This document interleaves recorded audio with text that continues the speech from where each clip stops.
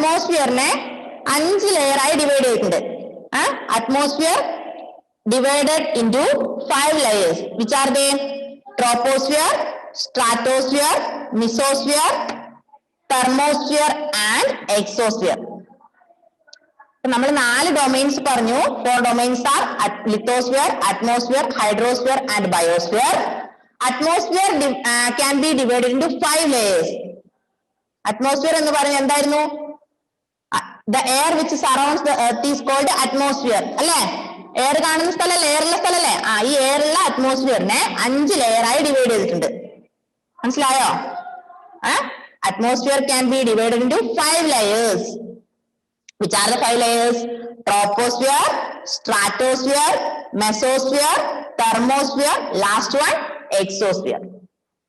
Okay.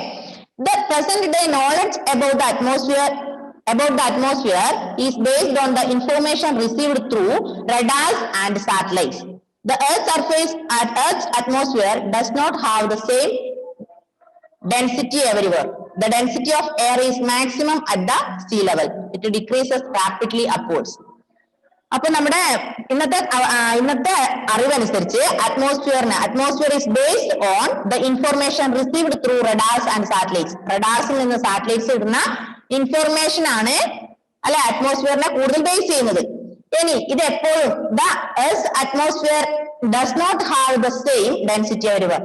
എല്ലായിടത്തും density ഒരുപോലെയാണോ? അല്ല, density is different അല്ലെ, different from one place to another. Then the density of air is maximum at the sea level. അതായത് ഈ അറ്റ്മോസ്ഫിയറിലെ density, maximum density എന്ന് പറയുന്നത് at the sea level ആണ്. Okay, ഇനി അടുത്ത നോക്കുക. The atmosphere has a layered structure. അതാണ് miss പറഞ്ഞത്, അറ്റ്മോസ്ഫിയറിനെ 5ആയി ഡിവൈഡ് ചെയ്തിട്ടുണ്ട്. Atmosphere can be divided into 5 layers on the basis of composition, density, temperature and other properties. ഏതിന്റെയൊക്കെ അടിസ്ഥാനത്തിലാ അറ്റ്മോസ്ഫിയറിനെ 5 ലെയറായി തരംതിരിച്ചത്? കോമ്പോസിഷന്റെയും ഡെൻസിറ്റിയുടെയും ടെമ്പറേച്ചറിന്റെയും മറ്റുള്ള പ്രോപ്പർട്ടീസിന്റെയും അടിസ്ഥാനത്തില് അറ്റ്മോസ്ഫിയറിനെ 5ആയി തരംതിരിച്ചിരിക്കുന്നു. Atmosphere can be divided into 5 layers according to the composition, density, temperature and other properties. 5 layers are troposphere, stratosphere, mesosphere, thermosphere and exosphere. കോമ്പോസിഷന്റെയും അതുപോലെ ഡെൻസിറ്റിയുടെയും ടെമ്പറേച്ചറിന്റെയും ഒക്കെ അടിസ്ഥാനത്തില് അറ്റ്മോസ്ഫിയറിനെ 5ആയി തരംതിരിച്ചിരിക്കുന്നു. Troposphere, stratosphere, mesosphere, thermosphere and exosphere. Okay, okay ആണോ? എന്താ മോനെ Hari? Page number 55. Okay, മക്കളെ മനസ്സിലായില്ലേ? അറ്റ്മോസ്ഫിയറിന് 5 layer, മാറിപ്പോകാൻ പാടില്ല. മേജർ ഡൊമൈൻസ് ഓഫ് എർത്ത് എന്ന് പറഞ്ഞാല് lithosphere, atmosphere, hydrosphere and biosphere ആണ്. ലെയേഴ്സ് ഓഫ് അറ്റ്മോസ്ഫിയർ എന്ന് ചോദിച്ചാല് troposphere, stratosphere, mesosphere, thermosphere and exosphere. മാറിപ്പോകാൻ പാടില്ല കേട്ടോ. Okay, then troposphere is the most important layer for the living organism. അത് troposphere എന്ന് പറയുന്ന ഒരു ഇമ്പോർട്ടന്റ് ലെയർ ആണ്. troposphere is the important layer of atmosphere because it is the layer of for the living organism. Living ഓർഗാനിസത്തിന്റെ ഒരു layer ആണ് ഇത് നമ്മുടെ troposphere. Troposphere is the important layer of atmosphere because it is for the living organism. It is the layer for the living organism. Then the troposphere is the lowest layer of the atmosphere and is closest to the surface of earth. എന്താണ് troposphere എന്ന് പറയുന്നത് lowest layer of atmosphere ആണ്. അറ്റ്മോസ്ഫിയറിന്റെ ഏറ്റവും lowest layer ആണ് ഇത് troposphere and closest to the surface of earth. അപ്പം ഏറ്റവും lowest layer ആണ് ട്രോപ്പോസ്ഫിയർ എന്ന് പറയുന്നത്. അറ്റ്മോസ്ഫിയറിന്റെ ഏറ്റവും ലോവസ്റ്റ് ലെയർ ആണ് ട്രോപ്പോസ്ഫിയർ. മാത്രമല്ല ഇത് സർഫേസ് ഓഫ് ദ എർത്ത്, ഭൂമിയുടെ ഉപരിതലത്തോട് ചേർന്ന് നിൽക്കുന്ന ലെയർ ആണ് ഇത് troposphere. Troposphere is the lowest layer of atmosphere and it is closest near to the Earth's surface. Okay. Then second point, the average height of the troposphere is about 18 kilometer over the equator and about 8 kilometer over the poles. ട്രോപ്പോസ്ഫിയറിന്റെ average height എന്ന് പറയുന്നത് average height of troposphere is about 18 kilometre 18 kilometre എവിടുന്ന് over the equator ഇക്വേറ്ററിന് മുകളില് ഏകദേശം 18 kilometre average height ഉണ്ട് ഇതിന് ട്രോപ്പോസ്ഫിയറിന് അതുപോലെ അബൌട്ട് 80 കിലോമീറ്റർ ഓവർ ദ പോൾസിൽ നിന്ന് എത്രയാ 8 കിലോമീറ്റർ അപ്പൊ average height of the troposphere is about 18 kilometer over the equator and 8 kilometer over the poles. Okay. Next point. The troposphere contains almost 90% of the total air of atmosphere. ട്രോപ്പോസ്ഫിയറിൽ ഏകദേശം 90% അതായത് മൊത്തത്തിലുള്ള എയറിന്റെ 90% ഇതിലാണ് എവിടെയാണുള്ളത് ട്രോപ്പോസ്ഫിയർ ആണ് okay troposphere contains about 90% of the total air of the atmosphere കാണപ്പെടുന്ന മൊത്തത്തിലുള്ള എയറിന്റെ 90% എയറും ട്രോപ്പോസ്ഫിയറിലാണ് okay next point the temperature in this layer decreases with the increase in height above the mean sea level roughly at the rate of 1 degree Celsius for every 165 meter of ascent. എന്താ പറഞ്ഞത് നോക്ക് ശ്രദ്ധിക്കേ അതായത് ഇത്രയും നേരം നമ്മൾ പറഞ്ഞു ട്രോപ്പോസ്ഫിയറില് lowest layer of atmosphere is troposphere it is closest to the surface average height of troposphere is about 18 kilometer over the equator and 8 kilometer over the poles. Then troposphere contains 90% of the total air of the atmosphere. Next point, the temperature in this layer troposphere temperature എന്ന് പറയുന്നത് decreases with the increases കൂടുകയും കുറയും അല്ലെ in height അതിന്റെ height കൂടുകയും കുറയും ചെയ്യും above the mean sea level അതായത് മെയിൻ സീ ലെവലിന് ഏകദേശം കൂടുകയും കുറയും ചെയ്യുന്നതാണ് ഇതിന്റെ ടെമ്പറേച്ചർ റഫ്ലി at the rate of 1 degree Celsius for every 165 metre 165 മീറ്ററിന് ഏകദേശം 1 ഡിഗ്രി സെൽഷ്യസ് വീതം കൂടുകയോ കുറയോ ചെയ്യാം okay next one water vapour and dust particles are found on this layer water വേപ്പറും ഡസ്റ്റ് പാർട്ടിക്കിൾസും എവിടെ കാണാൻ പറ്റും ട്രോപ്പോസ്ഫിയറിൽ water vapor and dust particles are found only in this layer. അപ്പോൾ നമുക്ക് വാട്ടർ വേപ്പറും ഡസ്റ്റ് പാർട്ടിക്കിൾസും കാണാൻ പറ്റുന്ന ഒരേ ഒരു ലെയർ ആണ് ഇത് troposphere. Then next one, the troposphere is the home of clouds, lightning and other weather phenomena. Troposphere എന്ന് പറയുന്നത് മേഘങ്ങളുടെയും ഇടിയുടെയും ഒക്കെ ഹോമാണ്. Troposphere is the home of lightning, clouds and other weather phenomena. കിട്ടിയോ മനസ്സിലായോ മക്കളെ okay next one importance of atmosphere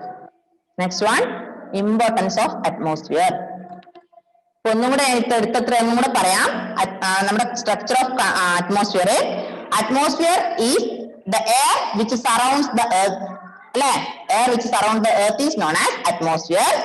On the basis of composition, density, temperature, etc., atmosphere can be divided into 5 layers.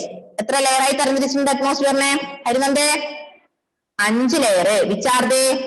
troposphere, stratosphere, mesosphere, thermosphere and exosphere. അതിൽ ഒന്നാമത്തെ നമ്മൾ പറഞ്ഞത് troposphere ആണ്. Troposphere is the lowest layer of the earth. It is closest to the earth's surface. Average height of troposphere is about 80 kilometer over the equator and 8 kilometer over the poles. Then the troposphere contains 90% of air of the total air of the atmosphere. Pinne the temperature is decreases with the increase in height of above the mean sea level roughly at the rate of 1 degree Celsius every 165 meter. Pinne water vapor and dust particles are found only in this layer. Then last one, troposphere is the home of lightning, clouds and other weather phenomena. Okay, കിട്ടിയോ ഹെവനെ മനസ്സിലായോ മോനെ മനസ്സിലായോ വസുദേവേ? വസുദേവേ okay ആണോ? Okay. Joel, Juana, Athira, Aromal, Aleema. Okay. Next one, importance of atmosphere. നോക്ക്, the atmosphere prevents the sun's radiations from reaching the surface of the earth. എന്താ പറഞ്ഞ? Atmosphere prevents. അറ്റ്മോസ്ഫിയർ എന്ത് ചെയ്യുന്നു? പ്രിവെന്റ് ചെയ്യുന്നു. ഏതിനെ? സൂര്യനിൽ നിന്ന് വരുന്ന റേഡിയേഷനെ തടഞ്ഞു നിർത്തുന്നത് അറ്റ്മോസ്ഫിയർ ആണ്. From reaching the surface of the earth. ഭൂമിയുടെ ഉപരിതലത്തിൽ നിന്ന് വരുന്ന അല്ലെങ്കിൽ സൂര്യന്റെ റേഡിയേഷനെ പ്രിവെന്റ് ചെയ്യുന്നത് അറ്റ്മോസ്ഫിയർ ആണ്. Atmosphere prevents the radiation from reaching the surface of the earth. Okay. Second one, it does not permit the harmful ultraviolet rays to reach the surface of the earth. എന്ത് ചെയ്യുന്നില്ല? ഇതെന്ത് അനുവദിക്കുന്നില്ല? It does not permit, അനുവാദം കൊടുക്കുന്നില്ല. എന്തിനെ? The harmful ultraviolet rays to reach the earth surface. ഭൂമിയുടെ ഉപരിതലത്തിലേക്ക് ultraviolet രശ്മികൾ പ്രവേശിക്കുന്നത് ഏത് തടയുന്നു? അറ്റ്മോസ്ഫിയർ തടയുന്നു. Third one, it prevents the extremes of temperature during the day and night. Extreme temperature. It prevents the extreme temperature during day and night. Day and night ഉണ്ടാകുന്ന extreme temperature ne prevent ചെയ്യുന്നു.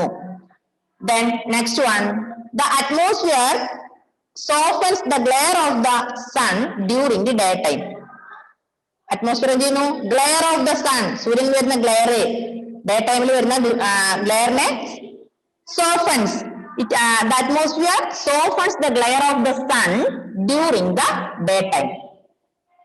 Next one, it acts as a greenhouse by keeping the earth's surface warm at night. ഇനി importance പഠിക്കുമ്പോൾ നിങ്ങൾക്ക് എളുപ്പമുള്ള ഒരു 5 എണ്ണം പഠിക്കാം കേട്ടോ. ഇമ്പോർട്ടൻസ് പഠിക്കുമ്പോൾ മുഴുവൻ ഒന്ന് വായിച്ചു നോക്കുക. അതിൽ ഇമ്പോർട്ടൻസ് പറയുന്നത് 5 എണ്ണം, മിനിമം 5 എണ്ണം പഠിച്ചിരിക്കാം. ഓക്കെ, എളുപ്പമുള്ള 5 എണ്ണം പഠിക്കാം. Then it acts as a greenhouse by keeping the earth's surface warm and night. ഇതെന്തായി പ്രവർത്തിക്കുന്നു? ഗ്രീൻ ഹൗസ് ആയി പ്രവർത്തിക്കുന്നു. By keeping the earth's surface warm at night. Then next one, the air has weight and thus exerts pressure. The atmospheric pressure depends on the temperature of the air. A change in atmospheric pressure causes the movement of air as winds. എന്താ പറഞ്ഞത്? There has weight. airന് എന്തുണ്ട്? weight ഉണ്ട്. The air has weight. അതുകൊണ്ട് exerts pressure. pressure exert ചെയ്യുന്നു. Then the atmospheric pressure depends on the temperature of the air. atmospheric pressure എപ്പോഴും ഏതിനെ depend ചെയ്തിട്ടാണ്? Temperature of air ടെമ്പറേച്ചറിനെ ഡിപ്പെൻഡ് ചെയ്തിട്ടാണ് അറ്റ്മോസ്ഫിയറിക് പ്രഷർ. ഇനി change in atmospheric pressure causes the movement of air. Atmospheric പ്രഷറിൽ ഉണ്ടാകുന്ന മാറ്റം, അറ്റ്മോസ്ഫിയറിക് പ്രഷറിൽ ഉണ്ടാകുന്ന മാറ്റം എന്തിന് കാരണമാക്കുന്നു? എയറിന്റെ മൂവ്മെന്റിന്, കാറ്റ് പോലുള്ള കാര്യങ്ങൾക്ക് ഇടയാക്കുന്നു. എയർ മൂവ്മെന്റ് ഓഫ് എയർ എന്ന് പറഞ്ഞാൽ കാറ്റില്ലേ? കാറ്റ് പോലുള്ള കാര്യങ്ങൾക്ക്. അപ്പൊ അറ്റ്മോസ്ഫിയറിക് ചേഞ്ച് ഉണ്ടായാൽ അതെന്തിന് കാരണമാകും? കാറ്റിന് കാരണമാകും. Next one, the movement of air helps in condensation of moisture and precipitation. എന്താ പറഞ്ഞത്? എയറിന്റെ മൂവ്മെന്റ് ഓഫ് എയർ ഹെൽപ്സ്. എയറിന്റെ മൂവ്മെന്റ് എന്തിന് സഹായിക്കുന്നു? കണ്ടൻസേഷൻ ഓഫ് മോയിസ്ചർ, മോയിസ്ചർ കണ്ടൻസേഷനും അതുപോലെ പ്രസിപ്പിറ്റേഷനും സഹായിക്കുന്നു. Next one, the changes of weather is also due to the presence of the atmosphere. Weather change ഉണ്ടാവുന്നത്, കാലാവസ്ഥ വെതർ ചേഞ്ച് ഉണ്ടാവുന്നത് എന്തുകൊണ്ടാ? Presence of the atmosphere. അറ്റ്മോസ്ഫിയറിന്റെ സാന്നിധ്യം ഉള്ളത് കൊണ്ടാണ് എന്തുണ്ടാവുന്നത്? വെതർ ചേഞ്ച് ഉണ്ടാവുന്നത്. Next one, sound waves are transmitted due to the presence of air. Sound waves are transmitted due to the presence of air. Sound waves transmit ചെയ്യുന്നത് എന്തുകൊണ്ടാ? എയറിന്റെ presence കൊണ്ടാണ്. ഒന്നും കൂടെ പറയാം, ശ്രദ്ധിക്കുക. നമ്മൾ അറ്റ്മോസ്ഫിയറിന്റെ പ്രസൻസ് ആണ് പറഞ്ഞത്. ഒന്ന്, atmosphere prevents the sun's radiation from reaching the earth surface. പിന്നെ it does not permit the harmful ultraviolet rays to reach of the surface of earth. പിന്നെ it prevents extreme temperature during day and night. പിന്നെ The atmosphere softens the glare of the sun during the daytime. Atmosphere works as a greenhouse by keeping the earth's surface warm at night. പിന്നെ air has weight, thus exert pressure. അല്ലെ, atmospheric the change in atmospheric pressure causes the movement of air, that as wind. Then പിന്നെ air movement helps condensation of moisture and precipitation. പിന്നെ changes in weather due to the presence of atmosphere. Sound waves are transmitted due to the presence of air. കിട്ടിയോ? മനസ്സിലായോ? വായിച്ചു നോക്കണേ. വായിച്ചു നോക്കി അതിലൊരു 5 എണ്ണം പഠിക്കാം. ഓക്കെ, ഒരു 5 എണ്ണം, എളുപ്പമുള്ള 5 എണ്ണമെങ്കിലും പഠിക്കാം.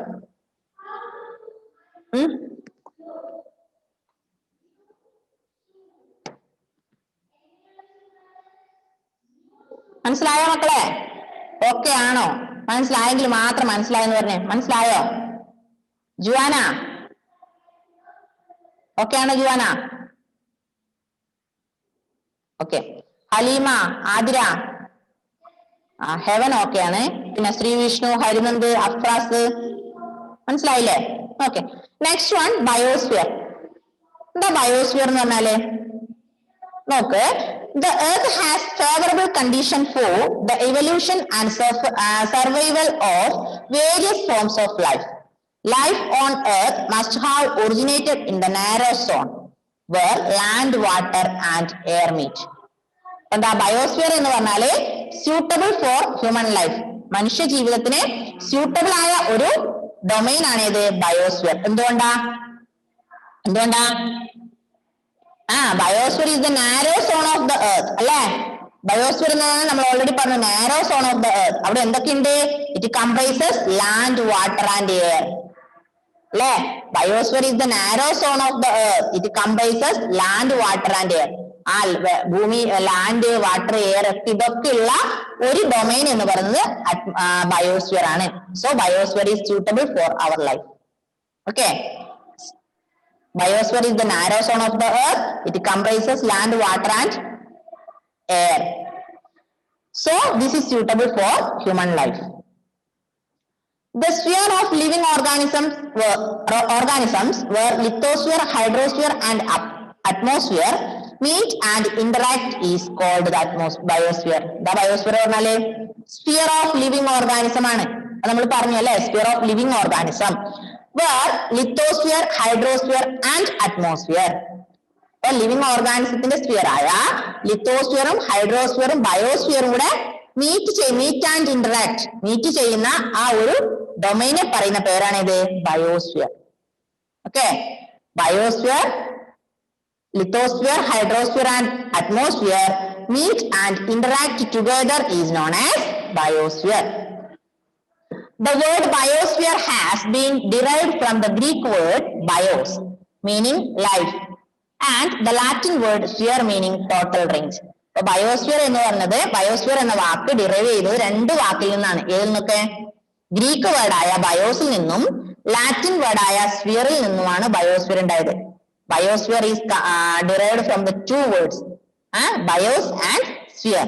Bios is the Greek word which means life. Then sphere is the Latin word which means total range. Biosphere എന്ന് പറയുന്ന ഗ്രീക്ക് വേർഡ് ആണ്, അതിന്റെ അർത്ഥം ലൈഫ് എന്നാണ്.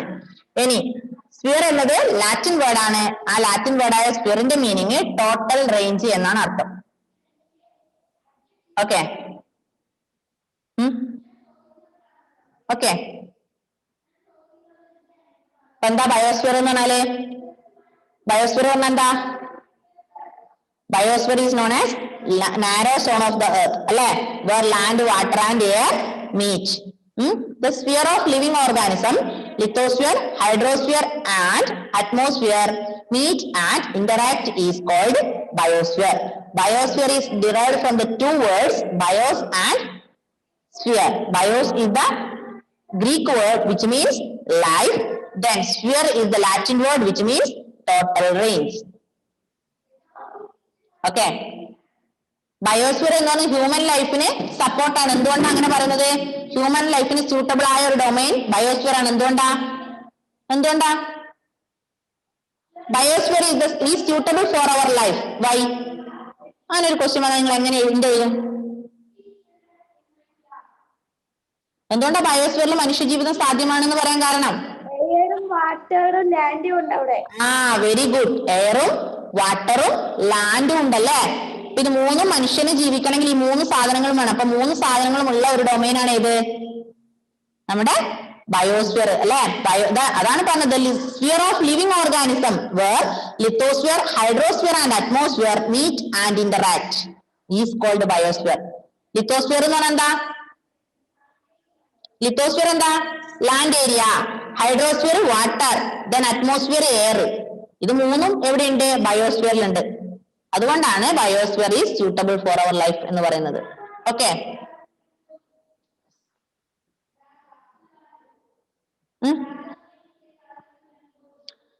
Next paragraph. Every living species on earth is part of the biosphere. The organisms in the biosphere are broadly divided into plants, animals, human beings and microbes. These elements of the biosphere is interdependent on one another. അതായത് ബയോസ്ഫിയറിൽ കാണുന്ന എന്തൊക്കെയാ? Plants ഉണ്ടാവാം, animals ഉണ്ടാവാം, human beings, ഇതൊക്കെ ഉള്ളത് ബയോസ്ഫിയറിലാണ്. കാരണം എന്തുകൊണ്ടാ? ഇതിനൊക്കെ ആവശ്യമുള്ള ലാൻഡ്, എയർ, വാട്ടർ എവിടെയുള്ളൂ? ബയോസ്ഫിയറിലേ ഉള്ളൂ. അപ്പൊ നമുക്ക് മനുഷ്യജീവിതത്തിന് അല്ലെങ്കിൽ ജീവൻ നിലനിൽക്കാൻ ആവശ്യമായ എല്ലാ വസ്തുക്കളും ഉള്ള ഒരു ഡൊമൈൻ ആണ് ഇത് biosphere. Okay. Plants, animals and microbes provide us a large variety of food and raw materials. Our survival on earth depends upon biosphere. എന്താ മൈക്രോബ്സ് എന്ന് പറഞ്ഞാല്?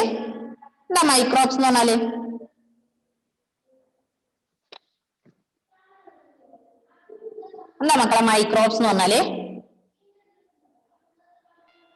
Plants.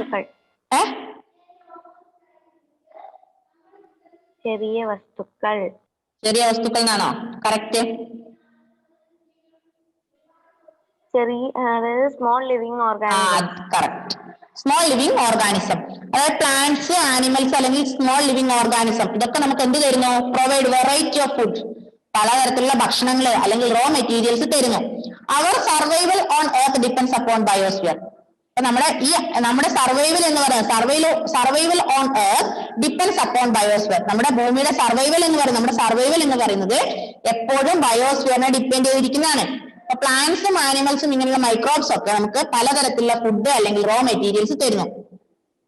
Plants, animals and microbes provide us different types of food items and raw materials. Our survival on earth depends upon biosphere. Okay. ഇത് കാര്യമായി വരുന്ന അത്രേ ഉള്ളൂ. ഈ ബയോസ്ഫിയറിൽ പഠിക്കേണ്ട ഇത്രയാണ്. എന്താണ് biosphere? What is biosphere? The sphere of living organism where lithosphere, hydrosphere and atmosphere meet and interact is known as biosphere. Second one, biosphere is suitable for our life because it comprises land, water and air. Alle? Yes. Biosphere is derived from the two words bios and sphere. Bios is the Greek word, it means life, and sphere is the Latin word which means total range. Okay.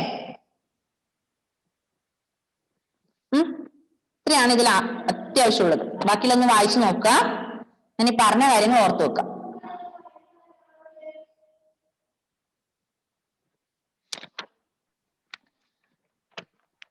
എന്തെങ്കിലും സംശയം ഉണ്ടോ മക്കളെ? സംശയം ഉണ്ടെങ്കിൽ ചോദിക്കണേ. ചോദിക്കാൻ ആർക്കും മടി വേണ്ട, ചോദിച്ചോ. മാറിപ്പോകരുത്. മേജർ ഡൊമൈൻസ് ഓഫ് എർത്ത് എന്ന് പറഞ്ഞാല് ഏതൊക്കെയാ? ലിത്തോസ്ഫിയർ, ഹൈഡ്രോസ്ഫിയർ, അറ്റ്മോസ്ഫിയർ, ബയോസ്ഫിയർ അല്ലെ? ലെയേഴ്സ് ഓഫ് അറ്റ്മോസ്ഫിയർ എന്ന് പറഞ്ഞാലോ? ലെയേഴ്സ് ഓഫ് അറ്റ്മോസ്ഫിയർ എന്ന് പറഞ്ഞാൽ ഏതൊക്കെയാ? ജീവ ഏതൊക്കെയാ മോനെ ലെയേഴ്സ് ഓഫ് അറ്റ്മോസ്ഫിയർ? ജീവ ലെയേഴ്സ് ഓഫ് അറ്റ്മോസ്ഫിയർ ഏതൊക്കെയാ?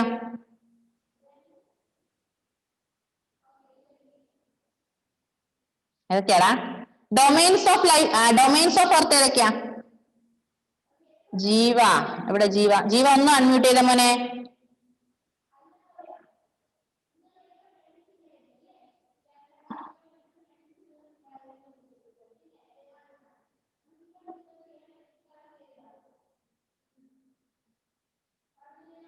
ജീവ.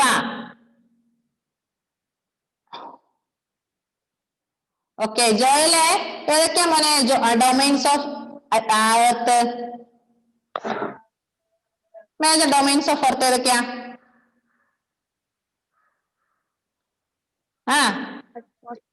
അറ്റ്മോസ്ഫിയർ, ബയോസ്ഫിയർ, ലിത്തോസ്ഫിയർ, ഹൈഡ്രോസ്ഫിയർ അല്ലേ? ഹെവനെ ഏതൊക്കെയാ മോനെ ലെയേഴ്സ് ഓഫ് അറ്റ്മോസ്ഫിയർ?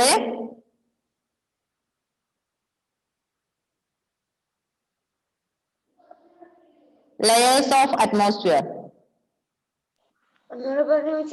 ഏതൊക്കെയാ മോനെ ലെയേഴ്സ് ഓഫ് അറ്റ്മോസ്ഫിയർ? നമ്മൾ ലാസ്റ്റ് വൺ പറഞ്ഞില്ലേ, ട്രോപ്പോസ്ഫിയർ, ഹൈഡ്രോസ്ഫിയർ അല്ല, troposphere, stratosphere, mesosphere, thermosphere and mesosphere അല്ലെ? Troposphere, stratosphere, mesosphere, thermosphere, exosphere അല്ലേ? 5 ഇത് തമ്മിൽ മാറിപ്പോകരുതേ. ഡൊമൈൻസ് ഓഫ് എർത്തും ലെയേഴ്സ് ഓഫ് അറ്റ്മോസ്ഫിയറും തമ്മിൽ മാറാൻ പാടില്ല. ഇനി എല്ലാവർക്കും സന്തോഷമുള്ള ഒരു വാർത്ത, നെക്സ്റ്റ് മൺഡേ അല്ല, next Friday exam. Next Friday, today is Monday, coming Friday, coming Friday മൊത്തം, അതായത് 2 ലെസൺ ഇല്ലേ ജിയോഗ്രഫിന്റെ, ആ ജിയോഗ്രഫിന്റെ എക്സാം മാപ്സിന്റെയും പിന്നെ ഇതിന്റെയും ഇപ്പൊ എടുത്തതും. ഡൊമൈൻസ് ഓഫ് എക്സാം ഇങ്ങനെ തന്നെ ആയിരിക്കൂലേ? ഇങ്ങനെ തന്നെ. ജിയോഗ്രഫി മാത്രമേ നോട്ട് ചെയ്യാൻ തരും. ഇന്ന് അടുത്ത ക്ലാസ്സിൽ ഞാൻ തരും, അതോടൊപ്പം ബാക്കി ഞാൻ വാട്സാപ്പിൽ സെൻഡ് ചെയ്തു തരും. ഓക്കെ, നോട്ട് കിട്ടി കഴിഞ്ഞാൽ നിങ്ങളൊക്കെ തനിയെ നോട്ട്സ് ഉണ്ടാക്കുക. വലിയ കുട്ടികളായില്ലേ? 2 പാഠം സിമ്പിളാ. അത് തന്നെ, സിമ്പിൾ ആണ്. ഇതിലൊന്നും കാര്യം പെട്ടെന്ന് മനസ്സിലാവുന്ന കാര്യങ്ങൾ മാത്രമേ ഉള്ളൂ. ഒന്ന് ക്ലാസ്, മിസ്സിന്റെ ക്ലാസ് ഒന്ന് ശ്രദ്ധിക്കുക. അതിനുശേഷം ഒന്ന് ലിങ്കും കൂടെ കേട്ടാൽ നിങ്ങൾക്ക് ഫുള്ള് കംപ്ലീറ്റ് ആയി മനസ്സിലാവും. എളുപ്പമല്ലേ? എങ്ങനെ മോനെ മോളെ? ഏതൊക്കെ ലെസണാ എക്സാം ഇടുന്നേ? അതന്നല്ലേ ഈ മുമ്പത്തെ മാപ്സും ഗ്ലോബ്സ് ആൻഡ് മാപ്സും ഇപ്പത്തെ ഡൊമൈൻസ് ഓഫ് എർത്തും. ഓക്കെ, അടുത്ത ക്ലാസ്സില് നോട്ട് തരാം, നോട്ട് എടുത്തിരിക്കുക കേട്ടോ. നോട്ട് തരുമ്പോ ശ്രദ്ധിച്ചിരിക്കുക. അതായത് നോട്ട് തരുമ്പോ നിങ്ങൾക്ക് പെട്ടെന്ന് മനസ്സിലാവും. ഓക്കെ മക്കളെ, ബാക്കി അടുത്ത വീട് പറയാം. Okay, bye bye. Time is going to over. Bye by.